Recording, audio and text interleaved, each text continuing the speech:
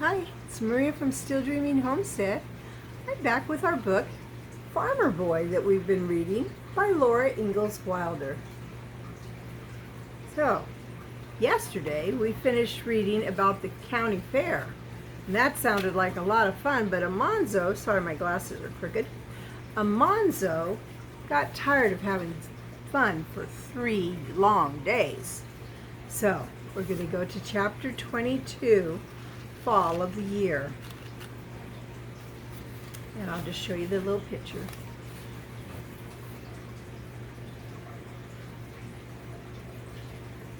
I guess they call it fall because all the leaves fell off the tree. Winds in the north, Father said at breakfast, and clouds coming up. We better get the beech nuts in before it snows.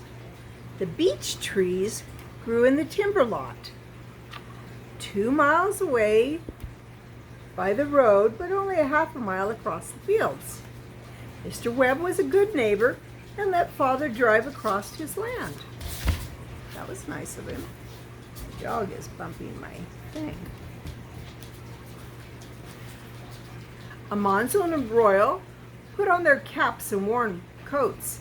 Alice put on her cloak and hood, and they rode with Father in the wagon to gather the beech nuts. When they came to the stone fence, Amonzo helped to take it down and let the wagon through. The pastures were empty now. All the stock was in the warm barns, so they could leave the fences down until the last trip home. In the beech grove, all the yellow leaves had fallen. They lay thick on the ground beneath the slim trunks and delicate, bare limbs of the beeches. The beech nuts had fallen after the leaves, and they laid on top of them. Father and Royal lifted the matted leaves carefully on their pitchforks and put them, nuts and all, into the wagon. And Alice and Amonzo ran up and down in the wagon, trampling down the rustling leaves to make room for more. When the wagon was full, Royal drove away with Father to the barns, but Amonzo and Alice stayed to play until the wagon got back. A chill wind was blowing and the sunlight was hazy. Squirrels frisked about, storing away nuts for the winter. High in the sky, the wild ducks were honking and hurrying south. It was a wonderful day for playing wild Indian among all the trees. Now, I used to play that when I was a kid. And now people don't really do that because we realize that we didn't really know what the Native American people were like, no more than we knew what people from other countries were like. So people don't do that much, but they were. When Amonzo was tired of playing Indian, he and Alice sat on a log and cracked beech nuts with their teeth. Beech nuts are 3-cornered, shiny brown and small, and every shell is solidly full of meat. They are so good that nobody can ever eat enough of them. At least Amonzo never got tired of eating them before the wagon got back. Then he and Alice trampled down leaves again, while the busy pitchforks made the patch of bare ground larger and larger. It took almost all day to gather all the beech nuts. In the cold twilight, Amonzo helped to lay up the stone fence behind the last load. All the beech nuts in their leaves made a big pile on the south barn floor, besides the fanning mill. That night, Father said they'd seen the last of the Indian summer. It will snow tonight, he said. Sure enough, when Amonzo woke the next morning, the light had a snowy look, and from the window, he saw the ground and the barn roof white with snow. Father was pleased. The soft snow was 6 inches deep, but the ground was not frozen yet. Poor man's fertilizer, Father called such a snow, and he set Royal to plowing it into the fields. It carried something from the air to the ground that would make the crops grow. Meanwhile, Amonzo helped Father.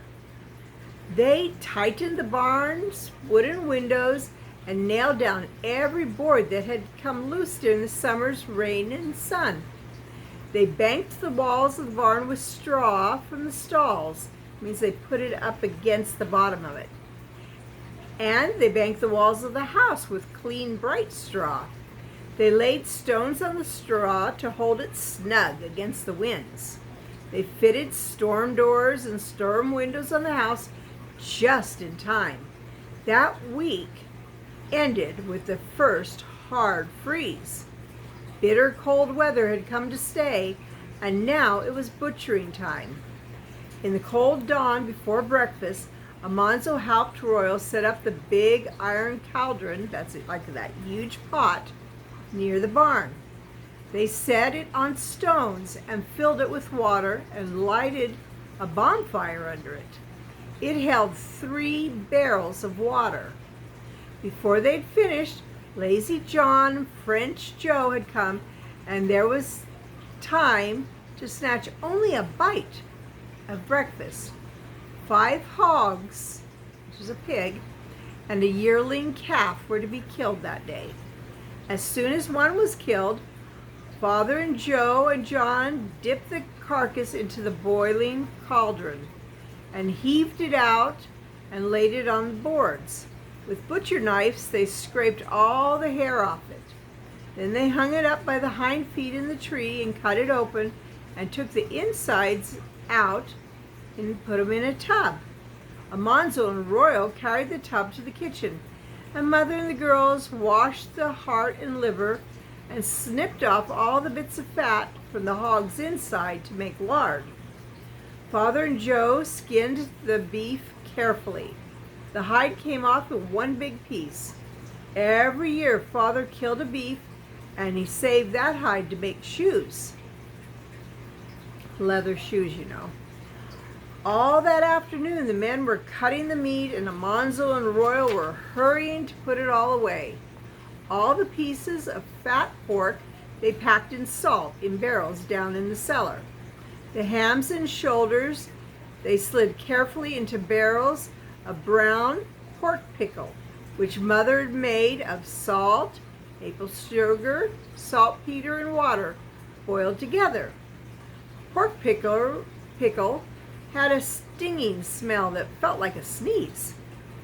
Spare ribs, backbones, hearts, livers, tongues, and all the sausage meat had to go into the woodshed attic.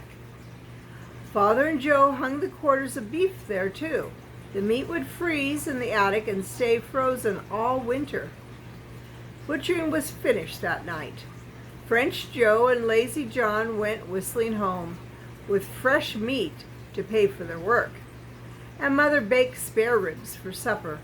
Almanzo loved to gnaw the meat for the long, curved, flat bones. He liked the brown pork gravy, too, on the creamy mashed potatoes. All the next week, Mother and the girls were hard at work, and Mother kept Almanzo in the kitchen to help. They cut up the pork fat and boiled it in big kettles on the stove. When it was done, Mother strained the clear, hot lard through white cloths into big stone jars. Crumbling brown cracklings were left inside the cloths after Mother squeezed it, and Almanzo sneaked a few and ate them whenever he could. Mother said they were too rich for him. She put them away to be used for seasoning cornbread. Then she made head cheese. She boiled the 6 heads till the meat came off the bones. She chopped it and seasoned it and mixed it with liquor, the liqueur from the boiling, that's the juice, juicy water, and poured it into 6-quart pans. Those are big pans. When it was cold, it was like jelly, for a gelatin had come from the bones. Next, Mother made mincemeat. She boiled the best bits of beef and pork and chopped them fine. She mixed in raisins and spices and sugar and vinegar, chopped apples and brandy, and she packed 2 big jars full of mincemeat. It smelled delicious, and she let Almanzo eat the scraps left in the mixing bowl. All this time he had been grinding sausage meat. He poked thousands of pieces of meat into the grinder and turned the handle round and round for hours and hours. He was glad when that was finished. Mother seasoned the meat and molded it into big balls, and Almanzo carried all those balls into the woodshed attic and piled them up in clean cloths. They would be there, frozen all winter, and every morning Mother would mold one ball into little cakes and fry them for breakfast. The end of butchering time was candle making. Mother scrubbed the big lard kettles and filled them with bits of beef fat. Beef fat doesn't make lard. It melts into tallow. While it was melting, Almanzo helped string the candle molds. The candle mold was 2 rows of tin tubes, fastened together and standing straight up on 6 feet. There were 12 tubes in a mold. They were open at the top but tapered, that means they got smaller, towards the point at the bottom. And in each point there was a tiny hole. Mother cut a length of candle wicking for each tube. She doubled the wicking across a small stick and twisted it into a cord. She licked her thumb and finger and rolled the ends of the cord to a sharp point. When she had 6 cords on the stick, she dropped them into the 6 tubes, and the stick lay on top of the tubes. The points of the cords came down through the tiny holes in the points of the tubes, and Almanzo pulled each one tight and held it tight by sticking a raw potato in the tube's sharp point. When every tube had its wick held straight and tight down the middle, Mother carefully poured the hot tallow. She filled every tube to the top. And this is what it looked like when they were working together.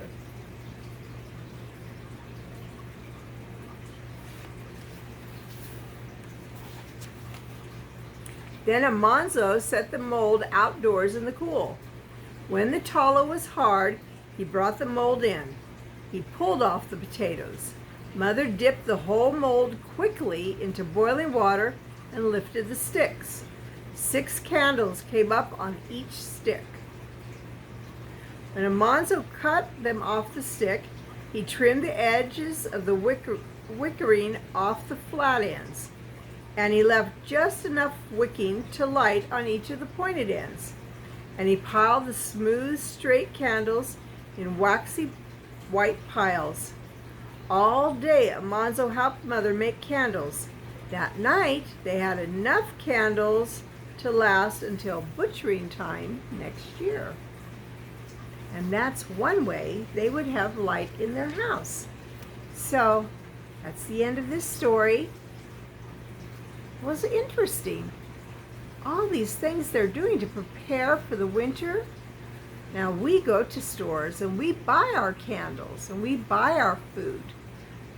But they didn't do that very much then. And some people still make candles.